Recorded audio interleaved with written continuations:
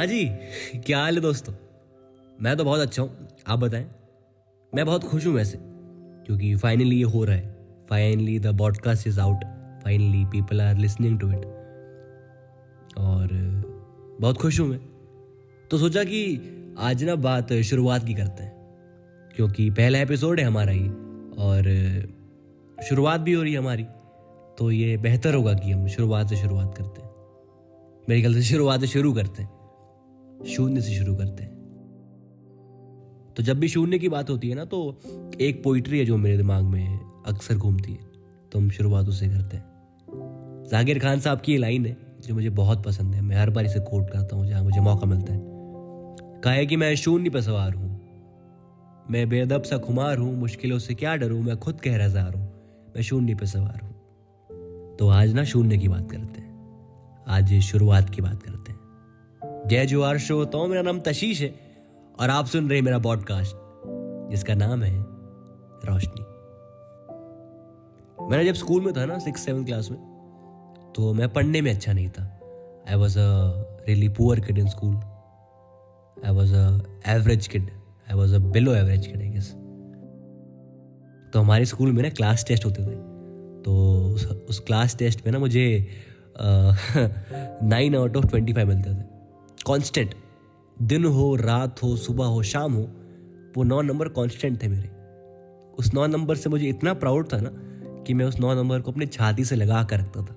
तो ना एक बार क्या हुआ कि ना मेरी क्लास टीचर ने मुझे बुलाया अपने पास और मुझे कहा कि तशीश, मुझे अगली एग्ज़ाम में ना तुमसे 20 नंबर चाहिए। और मैं डर गया ऑफ कोर्स, क्योंकि 20 नंबर कैसे लेकर आते हैं। क्योंकि इस 9 नंबर से मुझे इतना प्यार है कि मैंने कभी सोचा ही नहीं इसके अलावा कुछ, क्योंकि 9 नंबर पासिंग मार्क्स थे। तो मैं खुश था कि फेल तो नहीं हो रहा हूं ना मैं, और पास तो हो ही रहा हूं। लेकिन जब मैम ने ये कहा कि मुझे तुमसे 20 नंबर चाहिए, तो मैं डर गया कि कैसे लेकर आऊंगा, इसके लिए शुरुआत कैसे करते हैं। मैं इस बात से डर रहा था कि कहीं 20 नंबर लाने के चक्कर में 9 भी चले गए तो ये 9 का 8, 8 का 7, 7 का 6, 6 का 5, 5 का 0 हो गया। तो सच कहूं तो मैं उस 0 से डरता था, क्योंकि हमारे क्लास में, हमारे स्कूल में, और मेरे ख्याल से ज़्यादातर स्कूल्स में ऐसा माना जाता है कि 0 यानी फेलियर। अगर आप 0 हैं तो आप फेलियर हैं, अगर आप शून्य हैं तो आप लूज़र हैं। तो मुझे ना उस लूज़र के टैग से डर लगता था कि कहीं कोई ये ना बोल दे कि यार तुम लूज़र हो। और कभी ना ये थॉट चेंज भी नहीं हो पाया मेरा, क्योंकि मेरे दोस्त भी वैसे ही थे जिनको ये लगता था कि 0 मतलब लूज़र होता है। तो वो वैसे वो पढ़ने में अच्छे थे हाँ, तो वो पढ़ने में अच्छे थे, तो इसलिए वो ज़्यादा मेहनत करते थे और उनके अच्छे नंबर आते थे 20-25 ऐसे, और मैं 9 नंबर पे कांस्टेंट।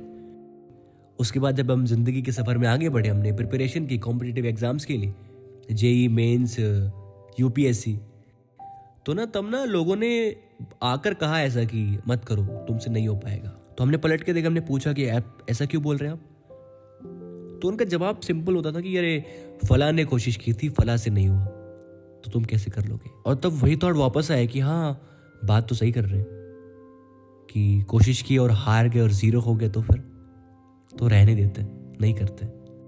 और अब अगर मैं उस बात को लेकर सोचता हूँ ना कि यार तब बोल देना चाहिए था पलट के उनको, तब मैंने क्यों नहीं बोला ऐसा कि ठीक है ना, फला ने कोशिश की थी, फला का नहीं हुआ, कोई बात नहीं, मेरी कोशिश अलग है, फला की बात कुछ और थी, मेरी बात कुछ और है, तो मैं तो कोशिश करूँगा। तो ये सब करते करते 12th निकल गया और उसके बाद कॉलेज की बात आई। तो कॉलेज में ना हमने शहर बदल लिया अपना, तो हम अपने शहर से बाहर चले गए। तो आप जब भी शहर बदलते हैं ना, तो आपके पास एक मैन्युअल आता है आपके साथ। आप अकेले नहीं आते अपने शहर से, आपके साथ एक मैन्युअल भेजा जाता है। तो उस मैन्युअल में लिखा था कि, जैसे पहला लाइन लिखा था, जैसे ब्लॉक लेटर्स में लिखा था, बड़े बड़े फॉन्ट थे, उस पर लिखा था कि अगर आप शहर छोड़ रहे हो तो आपको एक नई शुरुआत करनी पड़ेगी। और मैं फिर से डर गया कि नई शुरुआत, यानी कि फिर से उस 9 नंबर को भूलना पड़ेगा। यार ये मैं कैसे करूंगा। मैं डर गया था। और पता है द मोस्ट इंटरेस्टिंग पार्ट, कि मैंने नई शुरुआत की। हाँ, मुझे पता है आप सब सोच रहे होंगे कि अरे तुम नई शुरुआत की, हम नहीं मानते। तुम तो डर रहे थे, तुमने 20 नंबर लाने की कोशिश नहीं की, तुम इतने डरे हुए थे, तो तुमने नई शुरुआत कैसे कर ली? बताता हूँ। दरअसल हमने जब शहर बदला तो उसी के साथ साथ ना हमने जॉब करना भी शुरू कर दिया था। तो वहाँ के जो बॉस थे, वहाँ के जो भैया थे, मतलब बड़े कमाल के इंसान हैं। तो ना एक इंसिडेंट है जो मुझे याद है, जो मुझे जिसने मुझे बदल दिया, उस थॉट को बदल दिया जो मैं स्कूल से लेकर आ रहा था। कि I was working on some project, I guess maybe कोई ऑडियो का प्रोजेक्ट था या फिर कोई वीडियो बना रहा था मैं।